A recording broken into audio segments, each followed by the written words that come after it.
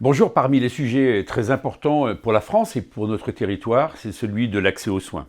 En clair, de cette désertification médicale qui s'est installée partout. Vous savez que c'est un combat que je mène, je dis bien un combat, depuis de longues années. J'ai déposé 3 propositions de loi, une commission d'enquête parlementaire. Et dans cette région, et en particulier dans ce département, dans cette circonscription, on a la chance d'avoir une CTPS à Châteaulin qui marche très bien, celle de Voves également. Donc on a un bon maillage de communautés territoriales et professionnels de santé avec des professionnels qui se sont mis en réseau. Mais je sais combien il y a beaucoup de patients qui n'ont pas accès aux médecins. Qu'est-ce qui a été fait? A été fait notamment une fac dentaire, ça y est, qui ouvre ses portes en septembre 2022. Ça fait 10 ans de combat.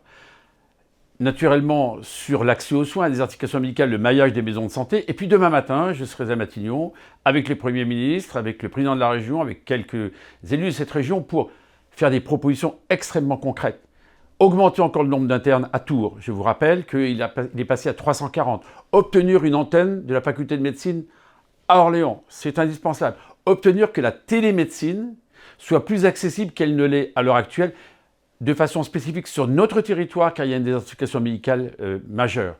J'ai proposé avec la directrice de l'hôpital de Châteaulin qu'il y ait des bus médicalisés qui puissent aller dans chacun des villages. Et je vais pousser cette idée demain, comme je la pousse auprès du président du département.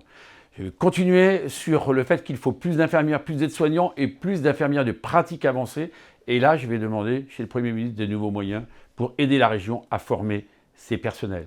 Et enfin, il est indispensable qu'on ait plus de maîtres de stage, qu'ils soient mieux rémunérés. Donc simplifions l'ensemble des démarches qu'il faut accomplir pour être maître de stage. Donc vous voyez que pour moi, c'est une obsession de tous les jours. Étant en biologie, je connais parfaitement ces questions. Il y a eu des avancées incontestables, mais il y a encore à faire à court terme et à moyen long terme.